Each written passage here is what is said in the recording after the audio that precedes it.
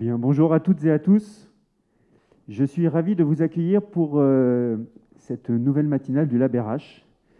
Alors, en effet, mars 2021, on fait une rétrospective, il y a un an, malheureusement, la France et très grande partie du monde rentraient en confinement. Et on ne savait pas où est-ce qu'on allait aller. Un an plus tard, il s'est passé énormément de choses. Je ne reviens pas là-dessus. Et puis, l'objectif de cette matinale, c'est bien évidemment d'essayer de mesurer l'impact que ça a pu avoir pour la fonction RH. Alors l'idée, c'est pas de feuilleter un album photo et de revenir en arrière, de voir ce qui s'est passé pendant un an, mais c'est surtout de comprendre comment la fonction RH a d'ores et déjà évolué et comment elle va continuer à évoluer dans les prochains mois et prochaines années. Alors, sur cette thématique du Covid un an après, dans la fonction RH, il y aurait beaucoup de choses à aborder, tant les bouleversements que nous traversons sont profonds. Maintenant, on a décidé d'aborder quand même certains sujets, de faire des focus sur certains aspects. D'abord, quelle est la nouvelle conception du travail et quelle est cette nouvelle conception du travail? Comment a évolué le marché du travail? Et aussi, comment se sont transformés le dialogue social, qui a été mis à rude épreuve, la vie de bureau, bien évidemment, on le teste aujourd'hui beaucoup à distance, et puis le monde de la formation.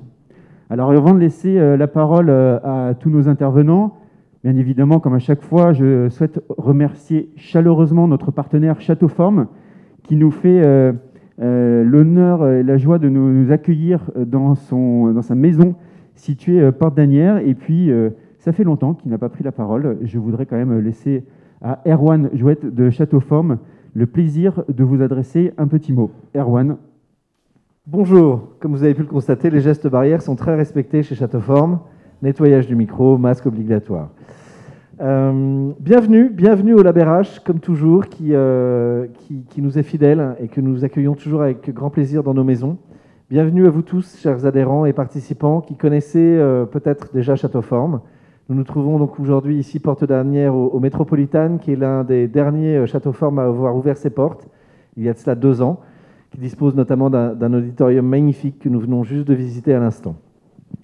Alors oui, il y a un an, en effet, il y a un an, on confinait le pays, on confinait nos maisons, on fermait nos 70 maisons à travers la France et l'Europe. Et il y a un an, on se privait de ce qui nous motive le plus tous les matins en se levant, c'est-à-dire les participants, la relation clientèle et votre satisfaction. Depuis, nous avons tout de même réagi, nous avons mis en place de nombreuses infrastructures nous permettant de vous accueillir encore, à savoir notamment, bien évidemment, des studios digitaux pour que vous organisiez vos manifestations à distance et dans de très bonnes conditions, mais également des sites de formation, parce que la formation professionnelle, elle, vous le savez mieux que moi, perdure et doit s'organiser. Donc nous avons laissé ouverts 2 sites qui sont situés, un à La Défense, et un autre au Dock de Paris, au métro Aubervilliers. Et ces 2 sites nous permettent d'accueillir des entreprises pour leur formation ou tout autre organisme dans d'excellentes conditions. À cela, nous ajoutons donc des studios digitaux et hybrides qui ont été montés donc ici au Métropolitane, boulevard Berthier, Porte d'Asnières, mais également avenue Georges V, dans les salons Georges V, où là aussi nous avons monté tout un studio digital. Et puis on ne s'arrête pas là, on continue en fait à équiper l'ensemble de nos maisons, soit avec des studios mobiles qui se déplacent à la fois dans nos maisons, mais également chez vous en entreprise, pour que vous réalisiez vos streamings, mais aussi au Palais des Congrès de Paris-Saclay, que nous avons découvert et que nous avons ouvert en fait il y a cela 2 ans, donc c'est très récent, un magnifique site dans lequel on organise vraiment un grand plateau pour tous les lancements plus de produits et en tout cas pour les événements digitaux de grande ampleur. Voilà, on ne s'arrête pas là, nous réouvrons progressivement et très timidement certaines de nos maisons, comme à Marseille cette semaine, en plein cœur de Marseille, mais nous ouvrirons également nos cities. Vous savez, nous avons 10 Châteauforme en plein cœur de Paris qui n'attendent qu'une chose, c'est de vous revoir, d'accueillir les participants de vos entreprises. Donc nous restons très confiants pour pouvoir ouvrir en avril, au plus tard en mai, nous l'espérons, chacune de nos maisons, et sans oublier bien évidemment toutes les maisons du séminaire que vous connaissez et autres campus que vous avez peut-être découverts, qui se trouvent en région parisienne, région bordelaise, région lyonnaise, et puis très prochainement à côté de Lille. Ça, c'est un petit scoop qu'on vous annonce. 2e semestre 2021, ouverture à Lille, ouverture en région bordelaise et ouverture à Amsterdam. Donc voilà, on ne s'arrête pas, on continue. Notre vocation, c'est de garder tous nos sites ouverts et de continuer à vous accueillir dans d'excellentes conditions. Je vous souhaite une excellente matinale. Je sais qu'elle est pleine de contenu très intéressant et j'espère que nous espérons vous revoir très prochainement dans nos maisons et je vous souhaite une excellente journée. Merci beaucoup, Erwan. Encore une fois, merci à toi et à toutes les équipes Château Forme de nous recevoir si chaleureusement. Marseille, ville dans laquelle je me suis installé il n'y a pas si longtemps que ça, et une très belle maison, donc j'invite à découvrir. Et d'ailleurs, ça me permet de faire une transition, puisque je vous l'annonce un peu en avant-première, mais on va faire un événement avec une association, parce qu'il n'y a pas que le Lab RH dans la vie, il y a aussi de très très belles associations qui travaillent sur des sujets RH. L'ANDRH en fait partie, hein, l'Association nationale de la direction des ressources humaines, ou des DRH de manière générale. Et donc nous allons faire un événement avec la NDRH Provence dans la maison Château Forme à Marseille. C'est incroyable. Du coup, ça me permet de faire une transition toute faite, puisqu'on est très heureux de recevoir pour la première fois la NDRH, un poste d'observation privilégié de par leur maillage territorial serré. Alors ce matin, on va recevoir Christine Caldera, secrétaire générale de la NDRH. Donc, merci de cette opportunité de nous ouvrir aussi les portes au Lab RH. Donc, en effet, Alexandre l'a souligné, donc aujourd'hui, c'est l'idée aussi de vous partager le constat, nos remontées par rapport donc à ce qui s'est passé, ce bilan 2020, et ce que notre communauté aussi, et plus largement, ont pu constater. Donc, on l'a vu, le champ d'action des DRH a été très étendu. On les a vus vraiment partout, ils ont eu un rôle plus que stratégique. Donc au niveau de l'activité, des activités, donc ils ont été au cœur de l'activité. Ils sont partis sur comment continuer l'activité, donc avec ceux qui devaient rester à travailler. Ils ont œuvré également à la mise en place des télétravailleurs contraints et également donc évidemment donc tout ce qui est chômage partiel. Donc aujourd'hui plus que tout ils œuvrent encore puisque aujourd'hui on le sait très bien, ils œuvrent aussi à cette poursuite, comment éviter excusez-moi, je bug. Comment éviter justement de maintenir cette activité. Voilà.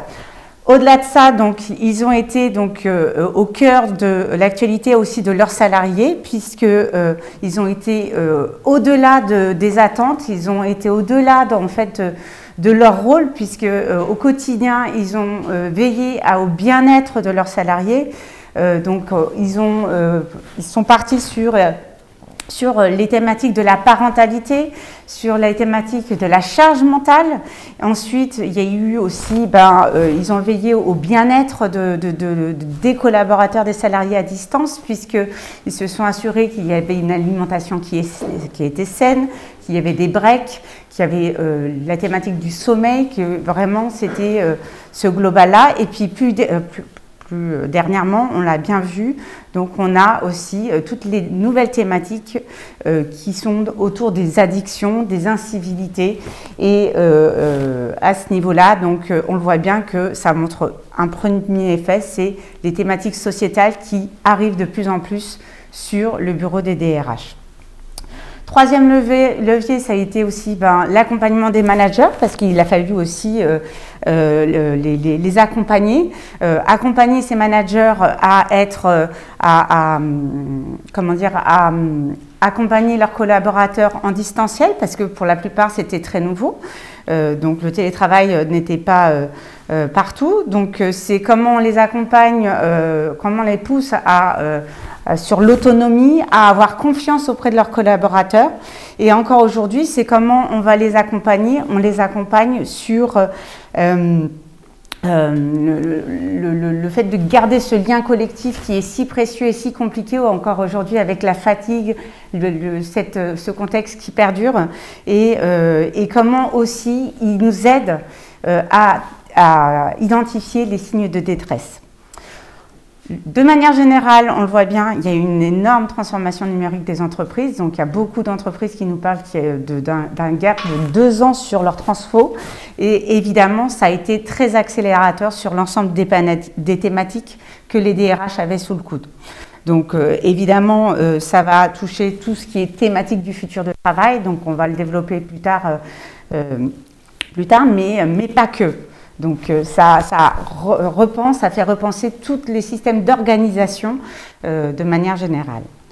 Enfin, je pense qu'on s'est tous posé la question, c'est notre rapport au travail. La quête de sens, aujourd'hui, on s'est tous posé ces questions en fait, par rapport à cette crise, c'est quoi, quel est mon rapport au travail, quelle est l'entreprise aussi, comment elle gère cette crise.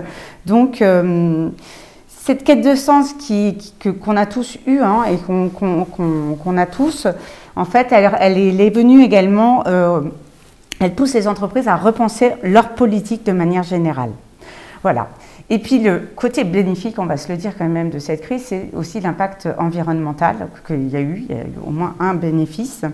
Et du coup, ça montre aussi que toutes les thématiques de société qui arrivent sur nos bureaux des DRH et l'impact environnemental, aujourd'hui, la RSE, on le voit bien, donc c'est devenu une priorité aussi de nos DRH.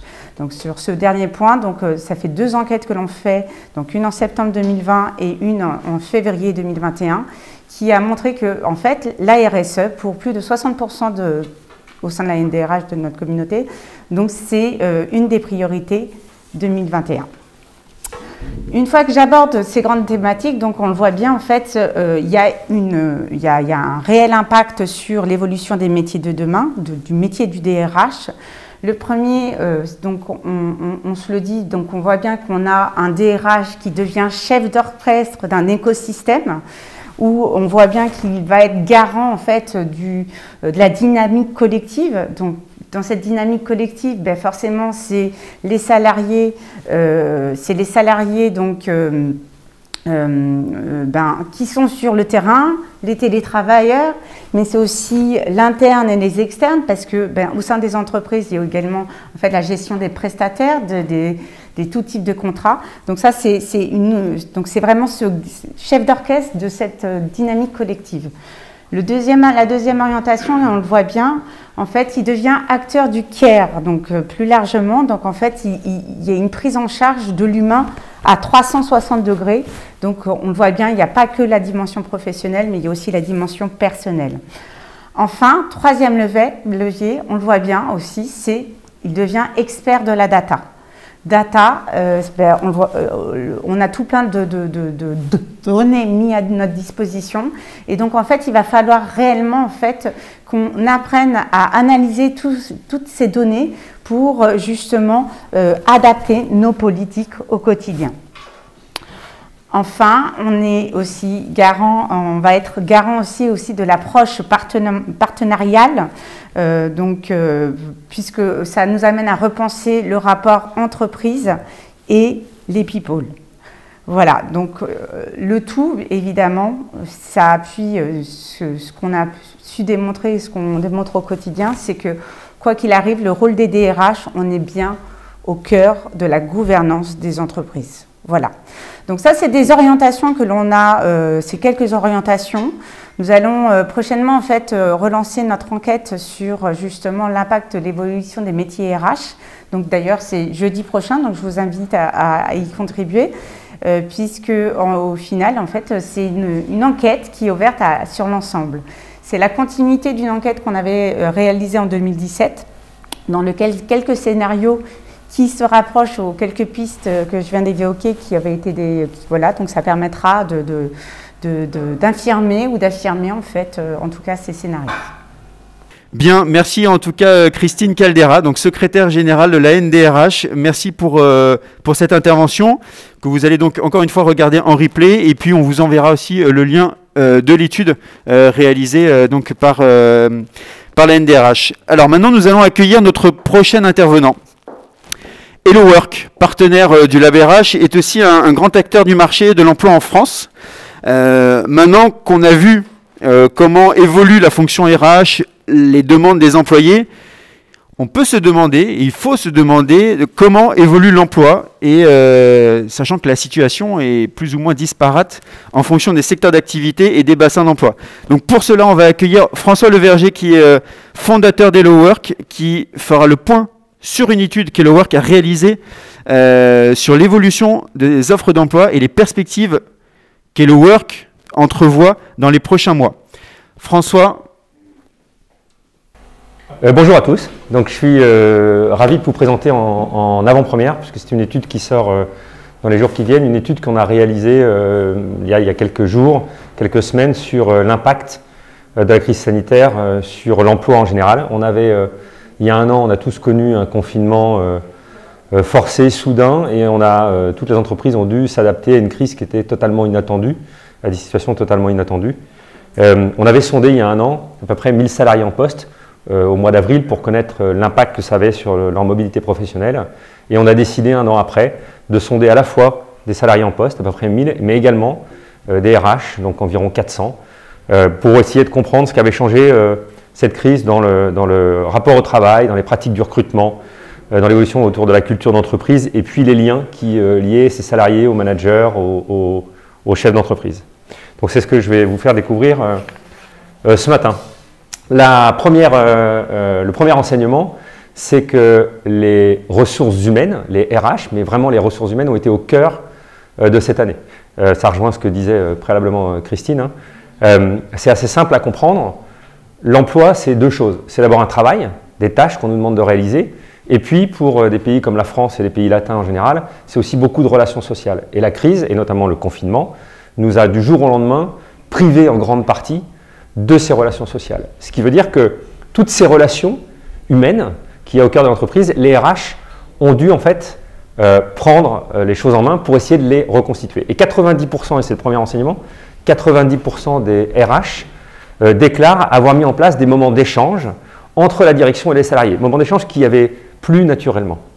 Des moments d'échange qui ont été mis régulièrement. On a une majorité de RH qui ont aussi mis en place des outils pour essayer de prendre le pouls des salariés au quotidien, et puis des actions, toujours, pour essayer de favoriser ces relations humaines entre salariés pour essayer de, malgré le confinement et la distance, recréer tout ça. Les managers n'ont pas été oubliés, hein, ils ont été accompagnés également par les RH à ce moment-là, parce que comme pour tous, en fait, c'était une situation anodine et il a fallu apprendre à manager avec un certain nombre de personnes à distance, voire la totalité des personnes à distance. Ça, c'est le premier enseignement. Vraiment une crise auquel les ressources humaines, et donc les RH, étaient au cœur. Après, quand on mesure toutes ces actions qui ont été réalisées par les RH au sein des entreprises, l'impact est assez mitigé, finalement. D'un point de vue économique, les salariés considèrent que la crise a été plutôt bien gérée par les entreprises. On a aujourd'hui 60% à peu près des salariés qui pensent que ça a été plutôt bien géré. C'est assez stable par rapport à l'année dernière. On était à 58%. Par contre, si on s'intéresse à la gestion RH ou à la culture d'entreprise, là, c'est un peu plus dégradé. On tombe sous une majorité. On est à peu près à 47%. Et puis, si on regarde l'appréciation de la gestion de la crise d'un point de vue managérial, c'est pareil. C'est assez mitigé. On est à peu près à une petite moitié des sondés qui pensent que ça a été bien géré. Il y a un point sur lequel tout le monde se retrouve, c'est l'impact durable qu'aura cette crise, à la fois d'un point de vue économique, et là c'est plutôt une mauvaise nouvelle, c'est que les salariés considèrent que ça aura majoritairement un impact négatif économiquement sur les entreprises, et un impact fort ou modéré sur la culture d'entreprise. Les RH pensent également la même chose, pensent que ça va avoir un impact. Par contre, contrairement aux salariés, les RH pensent majoritairement que ça va avoir un impact positif sur la culture d'entreprise. Donc ça va faire changer les choses au sein de l'entreprise. Maintenant, si on regarde cet impact et l'opinion qu'ont les salariés sur leur entreprise, là, c'est très très mitigé. Seulement 12% des salariés en poste interrogés ont une opinion positive. On considère que ça a amélioré la vision qu'ils avaient de leur entreprise. Alors c'est assez paradoxal parce qu'à la fois ils considèrent que ça a été plutôt bien géré, donc on considère que ça a été bien géré économiquement. En revanche, leur opinion s'est dégradée vis-à-vis de leur entreprise. Seuls 12% considèrent que c'est mieux et 43% considèrent que c'est beaucoup moins bien. C'est la même chose côté manager. On est à peu près à 12-13% qui considèrent que leurs relations avec leurs managers se sont améliorées. Et par contre, on a un gros tiers des salariés en poste qui considèrent que les relations se sont dégradées avec les managers. Donc c'est une vraie dégradation. On impute ça à la durée de la crise, hein, qui détériore considérablement, malgré les actions qui ont été mises à la fois par les RH, par les managers, par les directions des entreprises, qui détériorent les relations humaines au sein de l'entreprise. Est-ce que ça se traduit par un changement dans les recrutements au sein des entreprises? Pas encore. Donc on voit que d'un côté, il y a un impact qui est un impact négatif. Pourtant, au cœur des entreprises, il n'y a pas plus de turnover. On a aujourd'hui 2/3 des RH qui considèrent que ça n'a pas changé, et on a un gros tiers des RH qui considèrent que ça a changé, mais on va dire 17% considèrent qu'il y a moins de turnover, 17% considèrent qu'il y en a plus. Et on ne peut pas impacter non plus ce sentiment des salariés à une absence de recrutement dans les entreprises, un stop des recrutements, puisqu'en fait, ça n'est arrivé que dans 6% des entreprises. On n'a que 6% d'entreprises qui ont totalement arrêté de recruter, 94% ont continué, et on a même un 15% d'entreprises qui ont recruté plus qu'avant. Donc on ne peut pas impacter ça à cette partie-là. Qu'est-ce qu'il y a, même si dans les faits, ça n'a pas encore changé dans la politique de recrutement, en revanche, on observe que ça a changé dans les envies sur les mobilités professionnelles. Là, c'est très clair.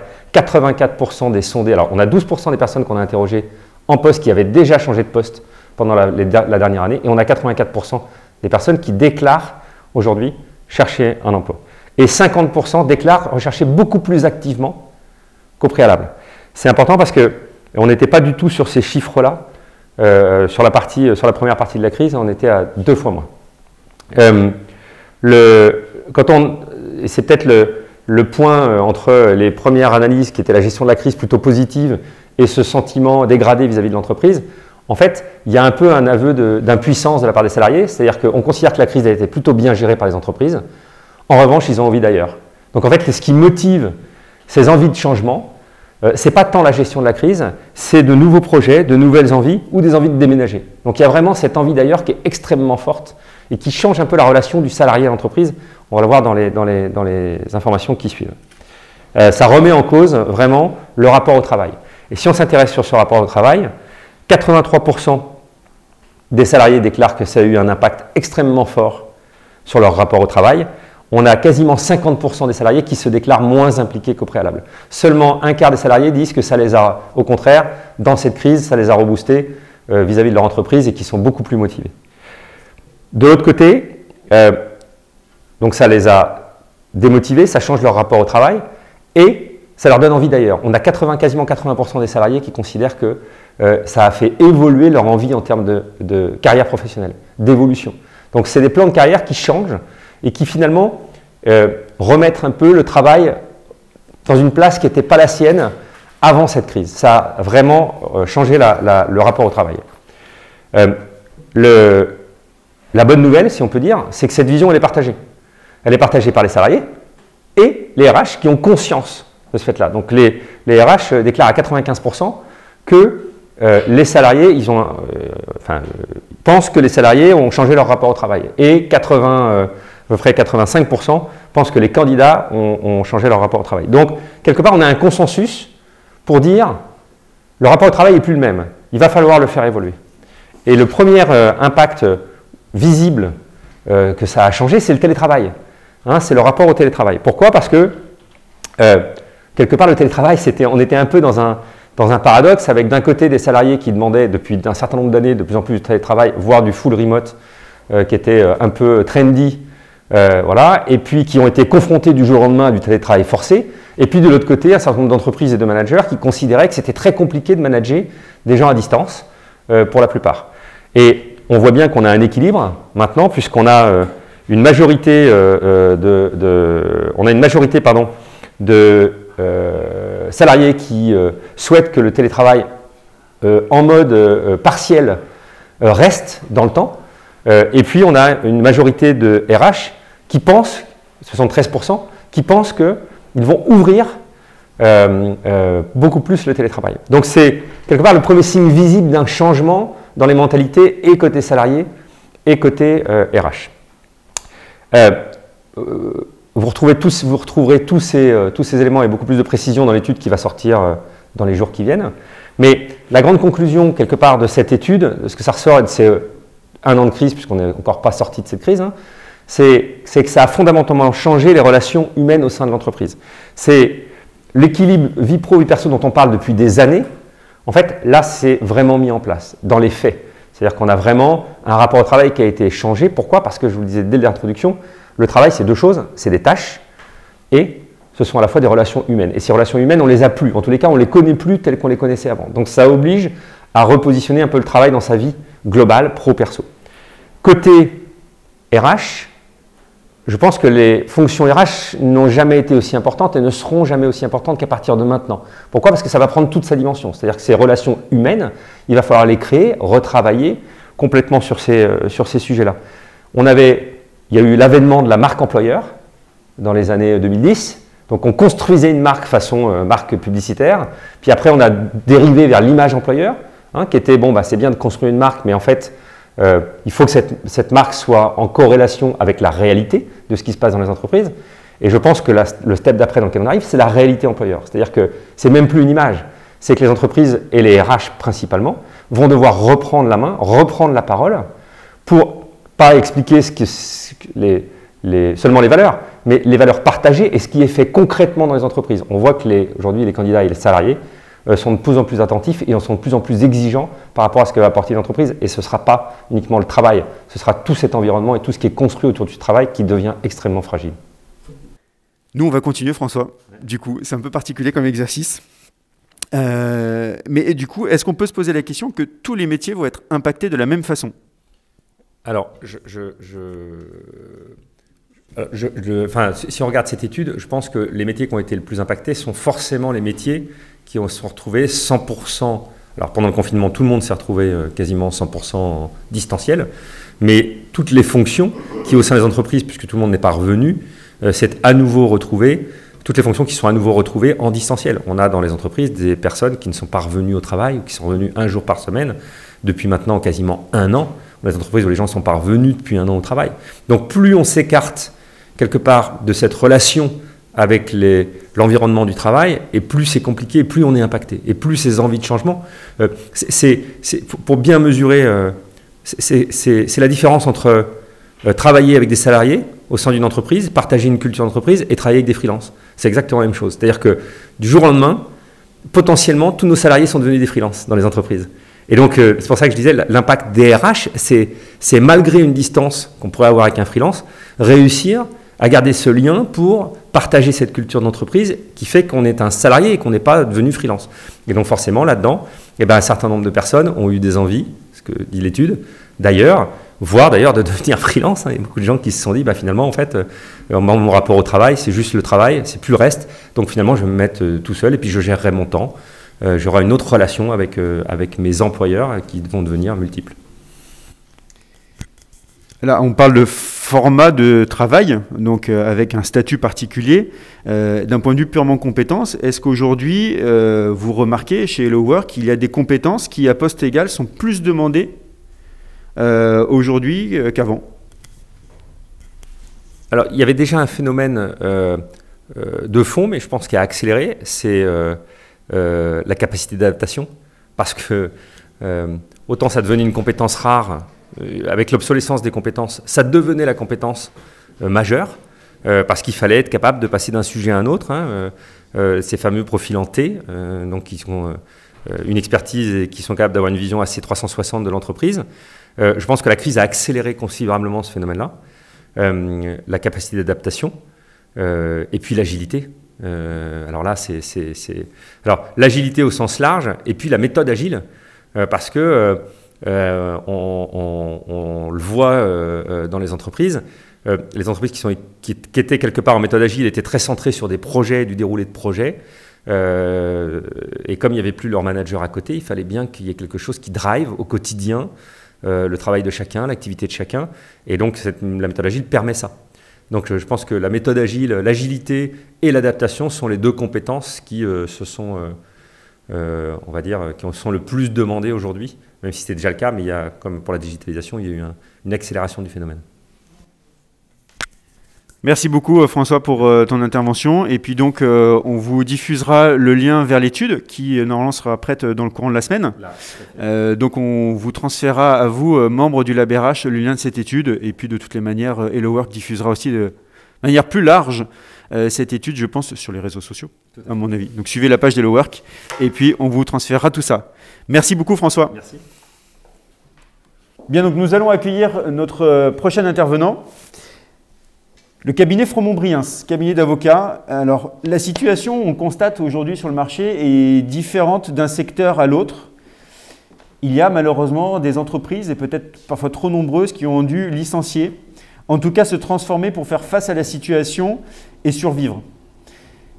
Face à ce péril économique sans précédent depuis des décennies, il semblerait que les rituels du dialogue social, qui en France révèlent plus de la confrontation que de la cogestion, évoluent un peu et que eh bien, les gens commencent à se parler réellement. Alors pour cela, on va accueillir Jean-Martial Buisson, qui est avocat associé au sein du cabinet Fromont-Briens, également partenaire du Lab RH, et qui va nous faire un point sur les transformations du dialogue social en raison de la Covid, avec notamment la montée en puissance des accords de performance collective et un cas de bonne pratique qui montre comment celui-ci peut être gagnant-gagnant. Jean-Martial, c'est à vous. Oui, merci Alexandre. Donc effectivement, ce bilan, cette matinale du bilan, après une année passée à vivre tous ensemble dans le cadre de cette crise sanitaire, c'était un moment intéressant pour s'arrêter un petit peu, sortir la tête du guidon et voir quelles sont les expériences positives ou négatives d'ailleurs qu'on a pu déceler en tant qu'observateur, un peu externe à l'entreprise, mais aussi partenaire dans l'accompagnement des entreprises. Alors il y a des choses négatives et il y a des choses positives. Nous, les sources d'inquiétude dans ce qu'on a pu voir, c'est un petit peu ce qui va se passer dans les prochains mois. C'est-à-dire qu'en 2020, vous avez vu les chiffres, il y a eu moins de faillites d'entreprises qu'en 2019. C'est un chiffre qui a énormément étonné, vu la violence de la crise économique qui a suivi la crise sanitaire. Et ça s'explique par le concept également dont on a beaucoup parlé dans la presse, c'est les entreprises zombies, c'est-à-dire les entreprises qui ont vécu cette année en sursis, perfusées par l'État, par les prêts garantis par l'État bien sûr, mais aussi par l'activité partielle. Et donc on a toute une série d'entreprises qui relèvent de secteurs très impactés, qui sont ni vivantes ni mortes, qui aujourd'hui vivent sous perfusion. Et on est assez inquiet de ce qui va se passer dans les prochains mois lorsque le « quoi qu'il en coûte » trouvera un petit peu sa limite. Et ce sera, je pense, un des grands enjeux, une fois qu'on a passé cette année, c'est comment on redéclenche l'activité dans ces secteurs et comment on protège ces entreprises qui ont vécu grâce à une solidarité nationale depuis de nombreux mois. Ça, c'est une première source d'inquiétude. La deuxième source d'inquiétude, c'est bien évidemment le chiffre du chômage, puisqu'il n'a pas explosé aujourd'hui. Or, en 2020, notre cabinet, mais comme plein d'autres cabinets, ont accompagné beaucoup de restructurations. Et les restructurations qui sont intervenues très rapidement et très fort, c'était plutôt les gros groupes, les grandes sociétés qui étaient armées pour mettre en place rapidement des restructurations.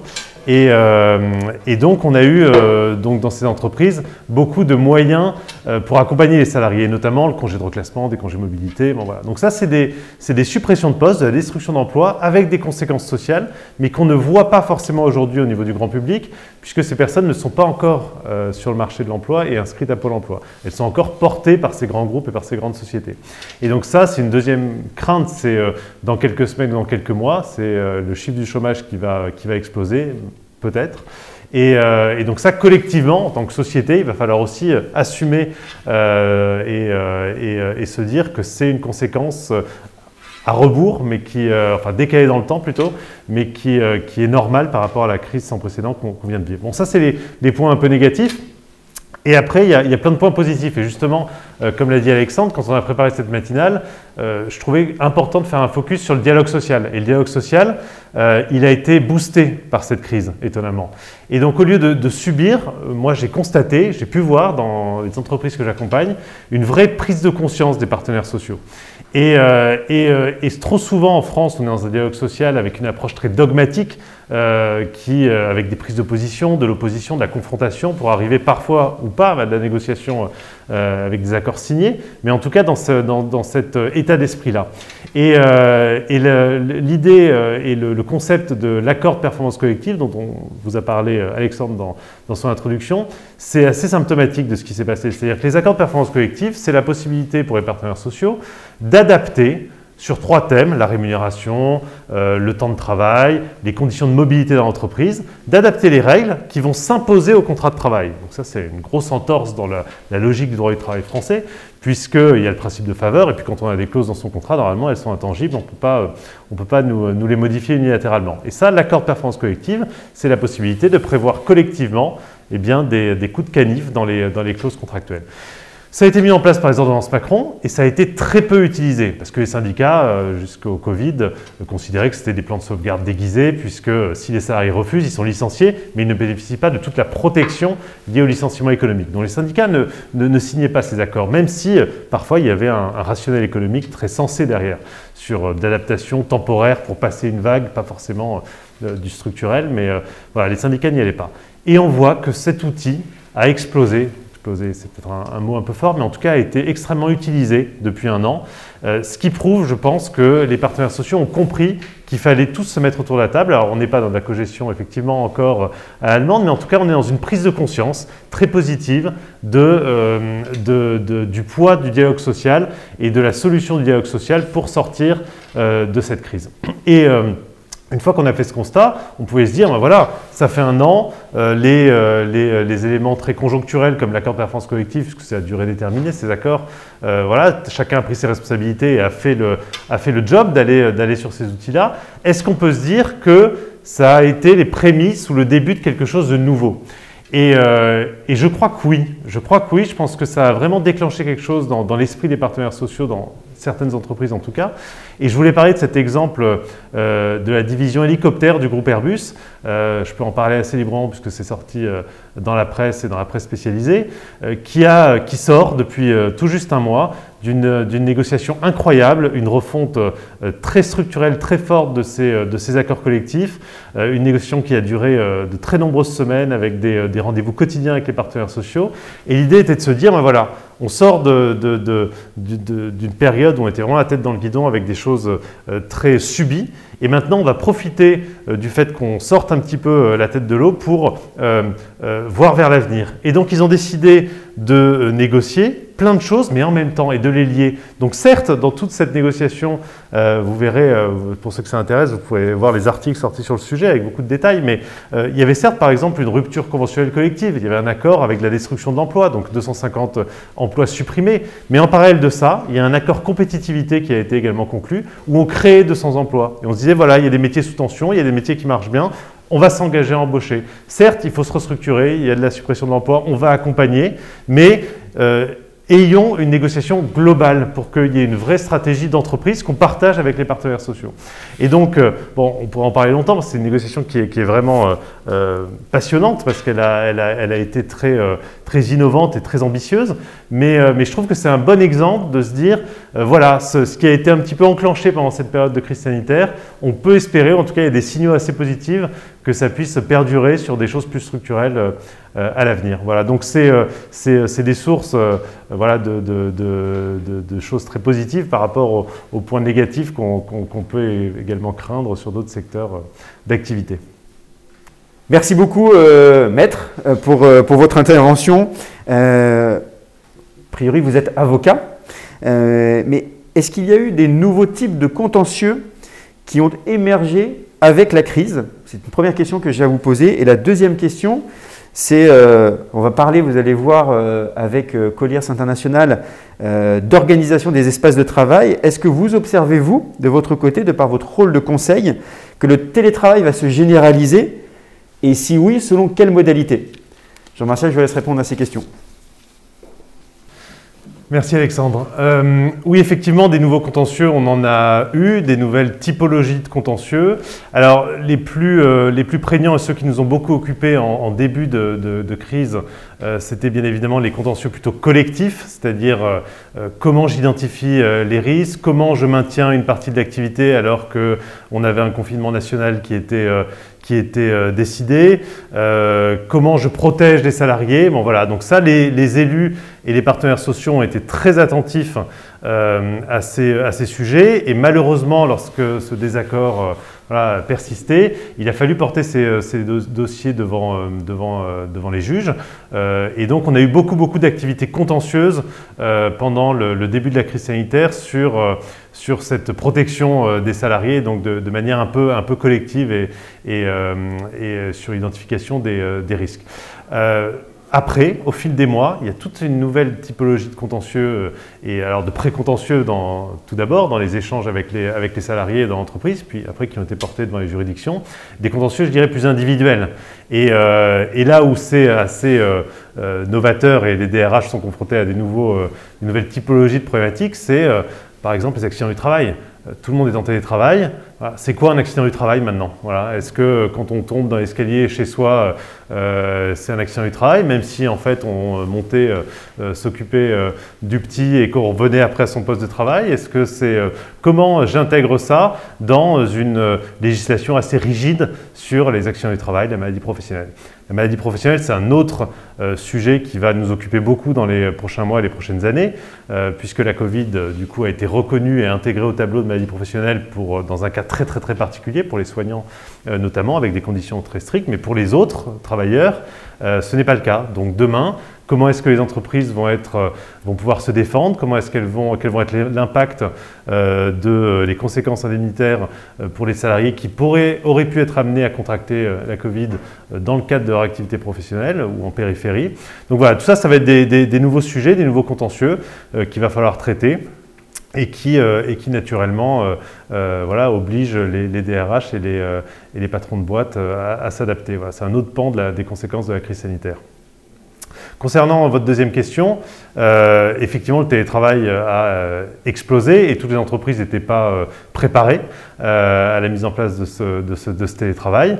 La loi proposait des cadres juridiques assez clairs depuis quelques années. On pouvait organiser collectivement le télétravail par des accords d'entreprise, par des chartes du télétravail également unilatérales, ou tout simplement par des avenants au contrat de travail individuel selon la voilure qu'on voulait donner à cette organisation du travail dans l'entreprise.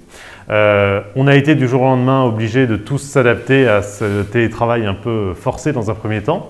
Et donc, on a beaucoup accompagné effectivement les entreprises dans la mise en place de ces règles.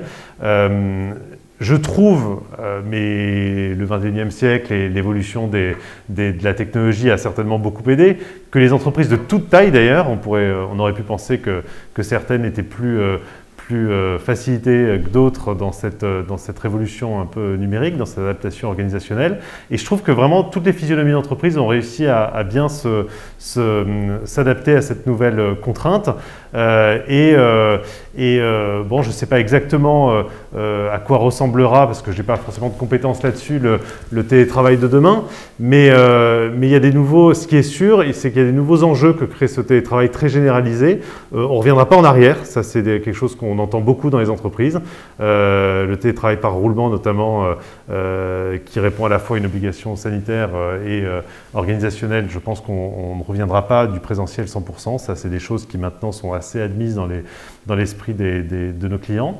En revanche, les autres enjeux, et ça touche un peu au juridique, ça touche à la périphérie, aux risques psychosociaux, c'est comment des personnes qui sont seules chez elles, avec des contraintes du coup d'interaction personnelle avec les enfants, avec le conjoint qui doit travailler parfois également, comment est-ce que je gère ça quand je suis un employeur, comment je gère l'esprit d'équipe, comment je gère l'isolement. Voilà, ça c'est des nouveaux enjeux qu'il faudra bien sûr traiter quand on est patron d'une boîte ou quand on est DRH dans une entreprise. Bien, merci beaucoup Jean-Martial pour votre intervention. Donc Jean-Martial Buisson, avocat associé donc, au cabinet Fromont-Briens, membre et partenaire du Lab RH. Du coup, donc, on a évoqué à l'instant avec Jean-Martial cette logique d'organisation des espaces de travail. La transition est toute trouvée. pour présenter notre prochaine intervenante, Amélie Durier, qui est directrice conseil Change Management chez Colliers International. Colliers International qui est notre nouveau partenaire au sein du LabRH. Alors en effet, la fonction RH évolue, le marché du travail se transforme, le dialogue social évolue de manière notable. Mais il y a autre chose qui a changé et de manière inimaginable, c'est la vie de bureau. Avec la généralisation pour certains types d'emplois, ce n'est pas applicable à tout le monde, du télétravail. En décembre 2019, finalement, une autre époque, un autre siècle, Colliers était intervenu sur une matinale où vous nous aviez parlé d'une étude prospective sur les évolutions de la vie de bureau. Et donc, Amélie va nous partager ce que le Covid change d'ores et déjà dans les demandes d'aménagement des espaces de travail avec des bureaux plus résilients, modulables, hygiéniques bien évidemment, et dont on interroge la fonction à l'heure de l'avènement du télétravail et notamment dans la fonction publique. Amélie, c'est à vous.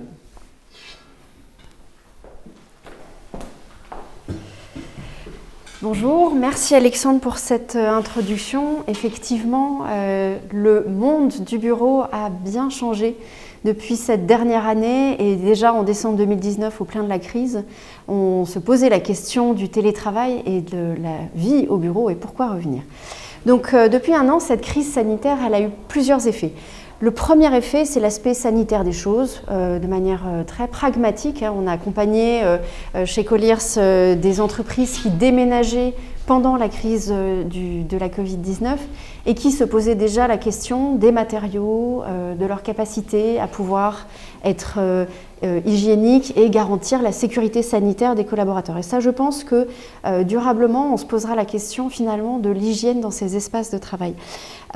L'autre effet, c'est la notion de crise, c'est-à-dire ces espaces dont il a fallu organiser des plans de déplacement, de sacraliser certains bureaux, de créer de la distance. En fait, je pense que durablement, nos espaces de travail vont devoir accueillir de nouvelles formes d'organisation, une modularité, une adaptation à n'importe quel type de crise.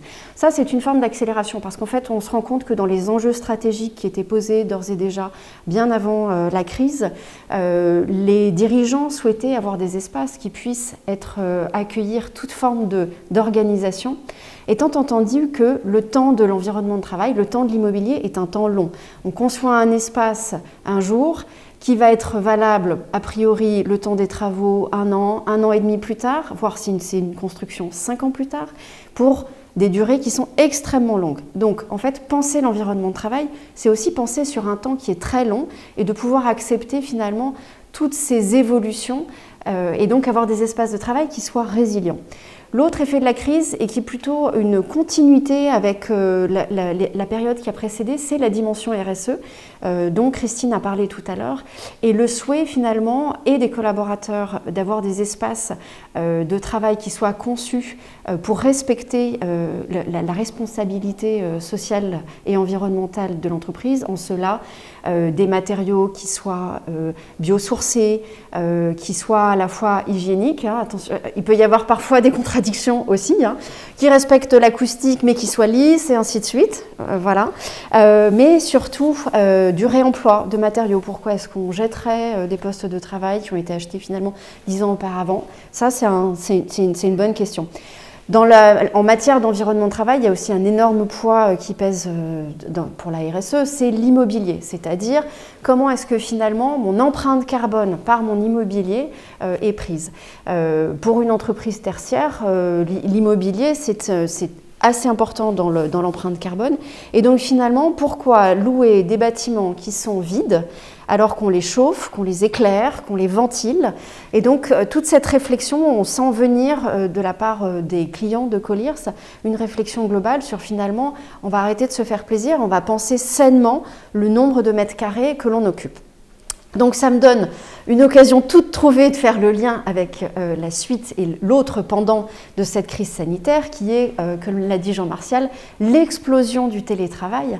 Et donc cette explosion du télétravail, elle a une incidence extrêmement forte sur la manière dont on pense et dont on va concevoir les espaces de travail. Et je souscris tout à fait à ce qu'a dit Jean-Martial, c'est-à-dire qu'il est peu probable, voire impossible, que l'on revienne en arrière. L'appétence pour le télétravail était déjà présent avant la crise et va perdurer. La signature d'accords de télétravail négociés avec les organisations syndicales qui ouvrent, là où avant on avait une forme de frilosité à timidement un jour par semaine et encore ponctuellement en fonction de certains critères. Aujourd'hui, on est plutôt sur une ouverture à 2 jours de télétravail, voire plus selon certaines organisations. Je tiens à préciser que les entreprises qui sollicitent Colliers sont aussi de tout secteur, toute taille et aussi du secteur public. Donc on accompagne aussi des organisations du secteur public qui se posent finalement la question de que va-t-on faire demain quand on viendra au bureau et combien de mètres carrés alloués si les personnes sont en télétravail. Donc finalement c'est la question de la quantité de mètres carrés et de la qualité de ces mètres carrés. Hein. Qu'est-ce qu'on y fait dedans? Sur la question de la quantité, je peux vous dire que nous sommes extrêmement sollicités en ce moment par, encore une fois, tout type d'entreprise, d'organisation, tous secteurs confondus, sur la réflexion autour de combien de mètres carrés je vais avoir besoin demain. Et nous attirons l'attention sur de faux amis, que sont cette équation magique qui pourrait être tiens, les gens vont faire la moitié de la semaine en télétravail, donc j'ai besoin de 50% de postes de travail, et donc je n'ai plus besoin que de 50% de mètres carrés. Donc le rôle de Colliers aussi, c'est d'alerter finalement sur cette compréhension de qu'est-ce qu'on va faire demain, pourquoi est-ce qu'on vient au travail, est-ce qu'on a envie de se croiser. Et je pense que tout ce qui a été dit ce matin démontre que cette notion de cohésion sociale, de vie d'équipe, de nécessité de forme de retrouvailles vient aussi apporter un éclairage sur finalement la quantité de mètres carrés. Donc quand on réfléchit à cette question autour de l'optimisation, qui est justifiée, hein, pourquoi faire peser autant dans un bilan des loyers? Je rappelle que c'est le 2e coût pour une entreprise du tertiaire après les salaires, donc ça pose beaucoup de questions. Cette dimension RSE aussi, pourquoi louer autant de mètres carrés si c'est pour qu'ils soient vides?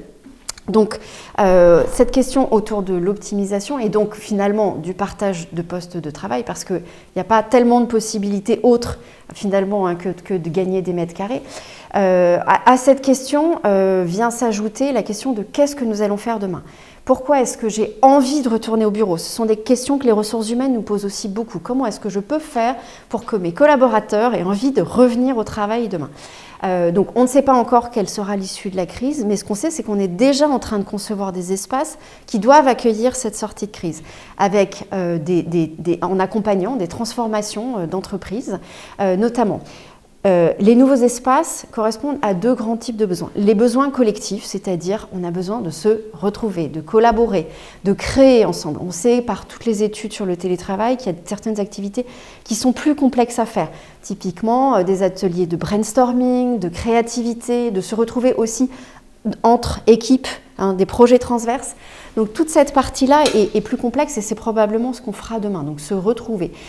Se retrouver en mode hybride, ça c'est un terme aussi qu'on entend beaucoup en ce moment, c'est cette notion d'hybridité, c'est-à-dire de considérer avec la généralisation du télétravail que si vous êtes présent au siège, sur site, alors peut-être que certains de vos collègues seront à distance. Comment est-ce que vous allez continuer à collaborer? On a bien vu entre les 2 confinements hein, qu'il y avait des petits écueils et que finalement c'était peut-être plus simple d'être radical, d'être soit tous ensemble sur site, soit tous à l'extérieur, mais la réalité de l'organisation du travail fait que finalement, on va avoir des espaces qui doivent être conçus différemment. Je vous donne un exemple. Une salle de réunion, jusque-là, c'était conçu dans la longueur. On privilégiait une très grande table avec un écran au fond. Demain, une salle qui accueille une réunion plus hybride sera conçue peut-être plus dans la largeur, c'est-à-dire que les participants sont dans le sens de la longueur, les uns assis à côté des autres, peut-être pas forcément avec une table, et avec un écran devant hein, qui permet d'avoir un contact visuel finalement entre les personnes qui sont à distance et celles qui sont dans la salle de réunion. Donc ça, c'est un effet. Savoir se retrouver en équipe dans un environnement qui est non attribué, ça nécessite aussi d'avoir des espaces de retrouvailles d'équipe, hein, on appelle ça un huddle par exemple, des grands espaces qui soient reconfigurables et réservables, pourquoi pas, à la demi-journée. Je réserve un espace qui est que pour mon équipe et on se retrouve et on fait une réunion, des petits groupes et ainsi de suite. Donc ça, c'est une vraie nouveauté dans l'espace de travail. Mais il ne faut pas oublier que dans l'espace de travail, il y a toute une dimension de l'activité individuelle. Je ne vais pas faire que collaborer avec mes collègues, mes partenaires, etc. Je dois pouvoir aussi avoir des espaces qui répondent à mes besoins d'activité, c'est-à-dire des espaces ergonomiques. On a tous souffert de cette chaise bistrot, je prends mon cas, hein, qui est dans mon salon, qui est certes très jolie, mais qui n'a pas d'accoudoir, ou de ne pas avoir de retour écran, parce que dans un appartement, dans mon cas parisien, on n'a pas forcément un bureau en tant que tel. Donc on attend en tant qu'individu, quand on retourne au travail, d'avoir des espaces qui soient encore plus ergonomiques qu'avant, des postes qui s'adaptent à la hauteur, mais aussi des vrais espaces de rétractation. On n'est pas tous égaux face au télétravail et au fait qu'on peut partager dans un appartement un espace, hein, donc ce qui est valable, la notion du bruit et du partage, elle est valable aussi au bureau. Et pourquoi pas donc d'avoir des espaces qui soient des vrais espaces silence, de rétractation, dans lesquels on peut pouvoir se concentrer pleinement. Donc ça, c'est les deux pendants. Donc face à cette évolution, nous, on se retrouve en tant qu'accompagnateurs du changement aussi, face à des managers qui sont parfois un peu submergés face à ce futur du travail qui est en train de se dessiner. L'environnement de travail a aussi ce pouvoir de dessiner ce qui va se faire demain, un peu en avance de phase, un peu avant la crise. Et donc, on est aussi là pour accompagner les équipes RH, pour pouvoir aider les managers à embrasser l'ensemble des champs qui sont les leurs maintenant, d'accompagner ces équipes hybrides, dont on a vu qu'elles sont parfois un peu isolées, parfois dans des projets de dématérialisation, dans l'acceptation de nouveaux outils digitaux. Et ce qu'on voit surtout, c'est que certaines entreprises profitent de cette crise comme un accélérateur pour insuffler une nouvelle transformation de la culture managériale dans laquelle l'espace finalement est le terrain de jeu, est un des terrains de jeu, parce qu'on sait aujourd'hui, on sait maintenant que finalement à cette notion de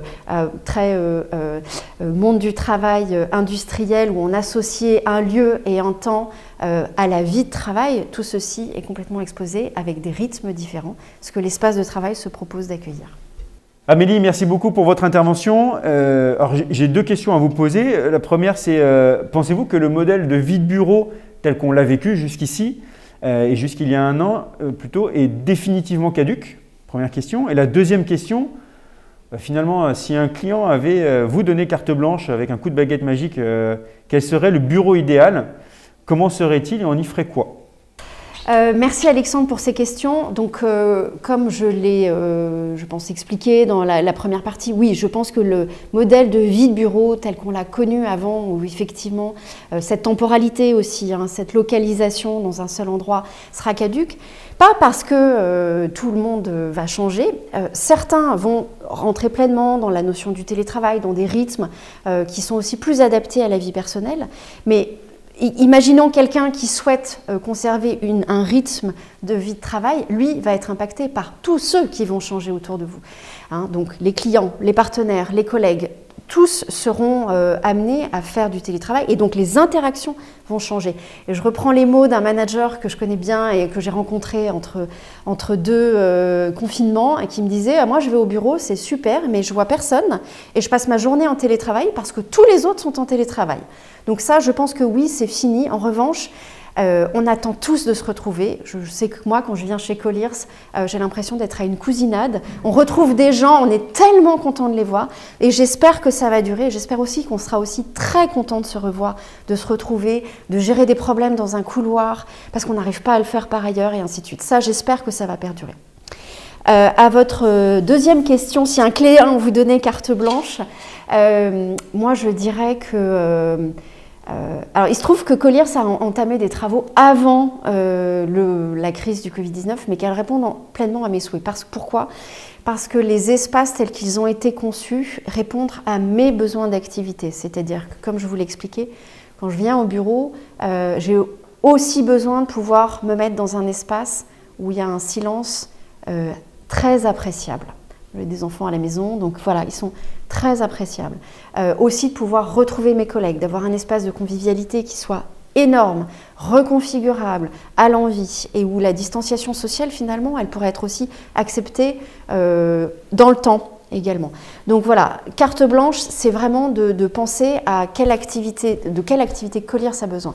Et en fait, ça, je peux le reproduire à l'envie pour répondre à mes clients, c'est-à-dire de leur dire finalement de quoi est-ce que vous avez envie demain, quelle culture vous voulez mettre en place, parce qu'il n'y a pas un modèle, ça c'est certain. Bien, merci beaucoup Amélie pour votre intervention. Donc Amélie, directrice Conseil Change Management chez Colliers International. Et donc, pour en finir, en mode pratique, le monde de la formation change. Mais vous, responsables RH, qui achetez ces formations, à quoi devez-vous prendre garde quand vous achetez une formation aujourd'hui? Alors pour cela, on va recevoir Paolo Lopez, qui est directeur du groupe IGS Formation. Et donc, on change un petit peu le prisme, mais là, pour Paolo, finalement, j'ai 3 questions à vous poser, Paolo. La première, c'est qu'est-ce que ça a changé pour vous, groupe IGS, en tant qu'école et organisme de formation, dans vos pratiques? Quelles sont, deuxième question, les nouvelles demandes des entreprises en termes de matière de formation? Et puis, troisième question, lorsqu'un RH achète une formation qui est aujourd'hui à distance, quels sont les points de vigilance à avoir pour être certain que le format soit de qualité? Paolo, c'est à vous.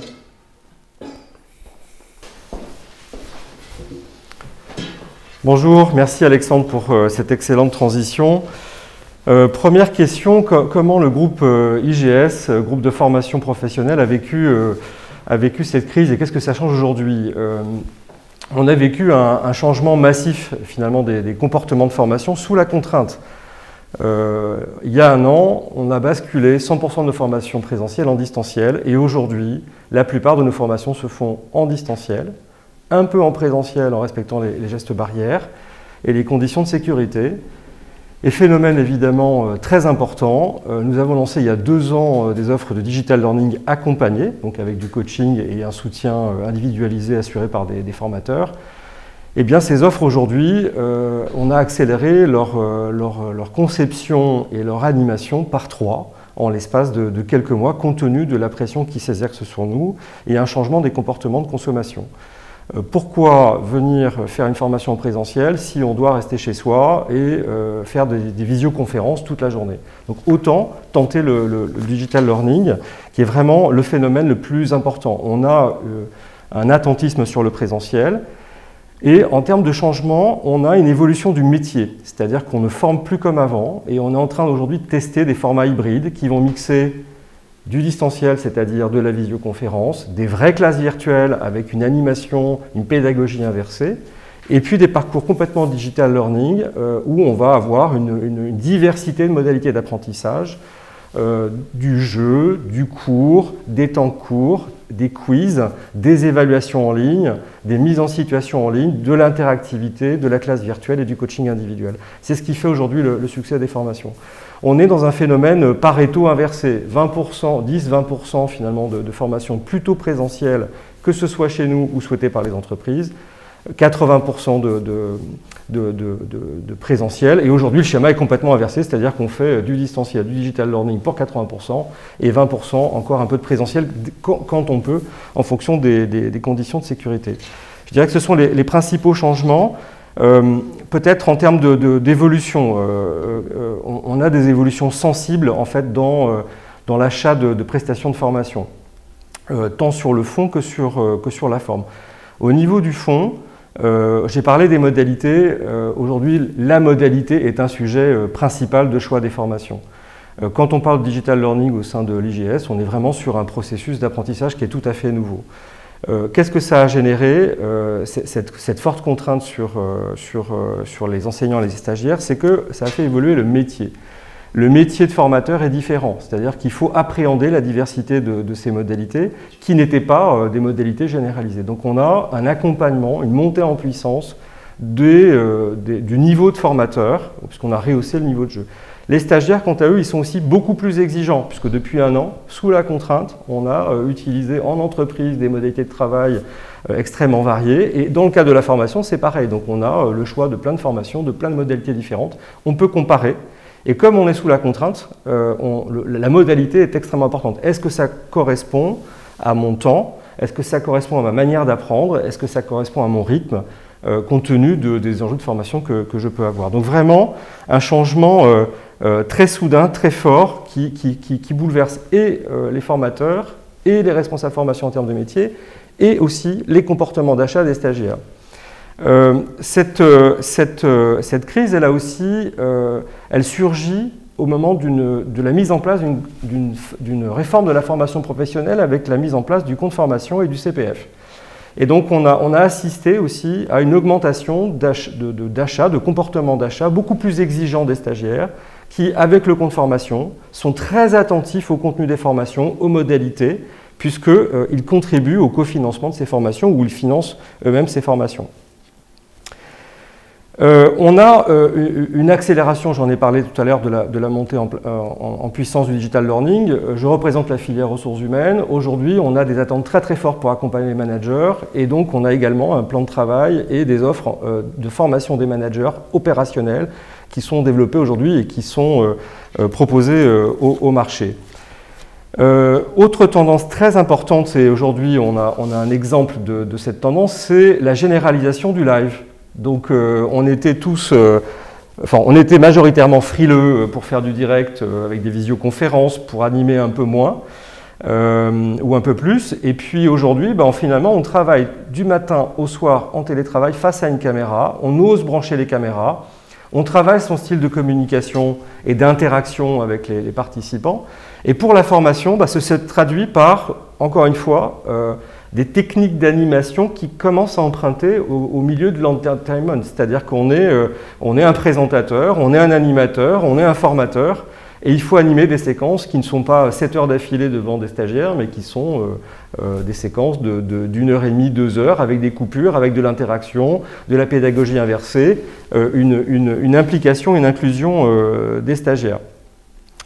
On a également une évolution et une montée en puissance de finalement tout ce qui concerne les soft skills, c'est-à-dire que le fait d'être contraint et de travailler à distance nous amène à mettre en œuvre des comportements qu'on n'avait pas besoin d'utiliser aussi souvent qu'avant. C'est-à-dire, par exemple, la capacité, quand on organise une réunion de travail ou une formation, à inclure des personnes qui sont nouvelles, à très vite faire du collectif, alors qu'en fait l'écran fait écran et qu'on ne se voit pas, qu'on ne se touche pas, qu'on n'est pas ensemble. On est avec, mais on n'est pas parmi les gens. Et donc cette capacité à inclure un collectif, à interagir avec lui, donc on va être vraiment sur des aspects comportementaux, ça fait partie aussi du métier de formateur et ça fait partie des formations qu'on est en train de développer pour nos équipes. En termes de tendance, on a aujourd'hui une montée en puissance du digital learning, des formats hybrides, et on voit que la deuxième étape après cette période des crises, qu'on espère tous, c'est finalement le choix, le retour au choix, parce qu'aujourd'hui on est sous la contrainte, on n'a pas le choix. Quand le choix va revenir, et il commence à poindre, je l'espère, c'est de pouvoir se dire, le digital learning, pour quel type de formation et selon quelle modalité précise, et est-ce que ça me convient? La classe virtuelle, finalement, pourquoi me déplacer alors qu'on peut très bien faire un cours à distance et ça fonctionne très bien?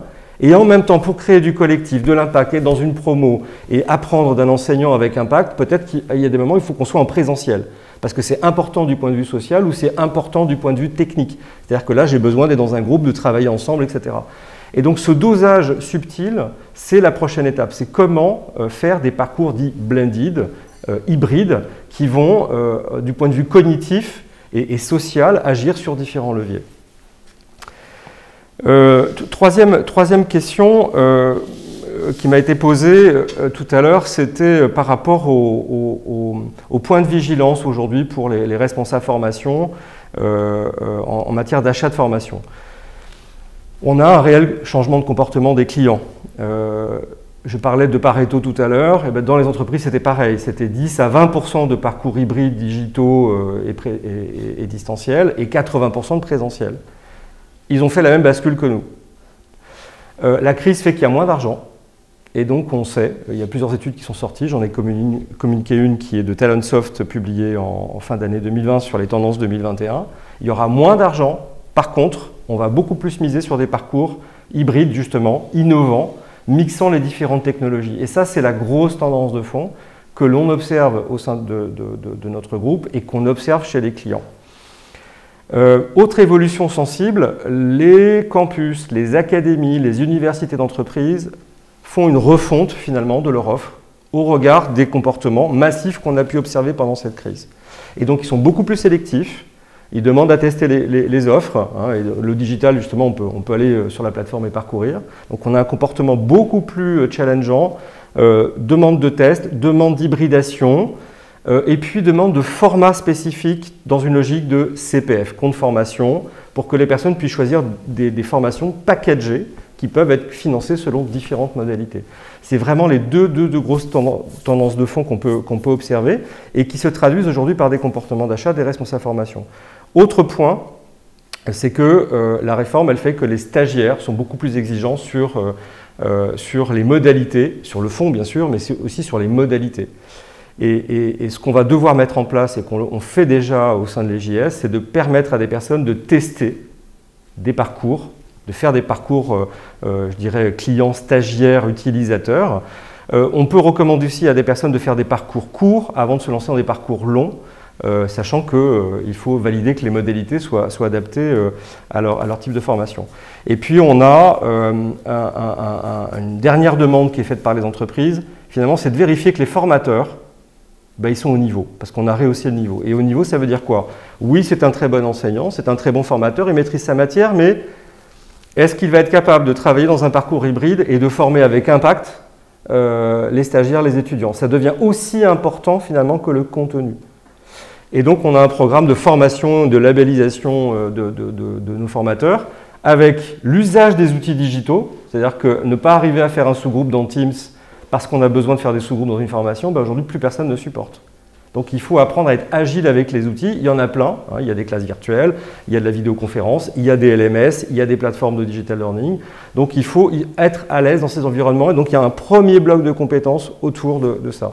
Deuxième bloc de compétences, c'est la forme de la pédagogie, beaucoup plus interactive, beaucoup plus dynamique. Et donc là, c'est se mettre aussi à réapprendre finalement et remettre en question sa capacité de former. Et le troisième sujet en termes de formation, ça va être de concevoir des parcours, je le disais tout à l'heure, hybrides et équilibrés par rapport au rythme de vie des stagiaires, au temps qu'ils ont, aux préférences d'apprentissage qu'ils ont et aux finalités finalement, c'est-à-dire vous voulez aller où pour obtenir quel type de certification, quel enjeu professionnel. Voilà ce que je voulais partager avec vous aujourd'hui. Merci beaucoup Paolo pour votre intervention. Notre matinale se termine aujourd'hui, matinale particulière qui a été du coup complètement en replay. Je tiens à remercier encore une fois Château Forme de nous avoir accueillis dans sa maison Porte d'Asnières. Merci infiniment. Merci à tous les participantes et participants de cette matinale et à nos intervenants et intervenantes. Beaucoup de partenaires du LabRH, donc merci à toutes et tous pour votre confiance. J'espère que ça vous a donné un éclairage sur l'évolution de la fonction RH qui continue à évoluer et justement à la prochaine matinale, nous traiterons du sujet des nouveaux métiers dans la fonction RH parce que oui, une crise s'accompagne de grands bouleversements mais aussi de nouvelles choses qui apparaissent sur le marché et donc il y a des nouveaux métiers dans la fonction RH qui a priori pointent le bout de leur nez. Merci à toutes et tous, passez une agréable journée et à très bientôt. Au revoir.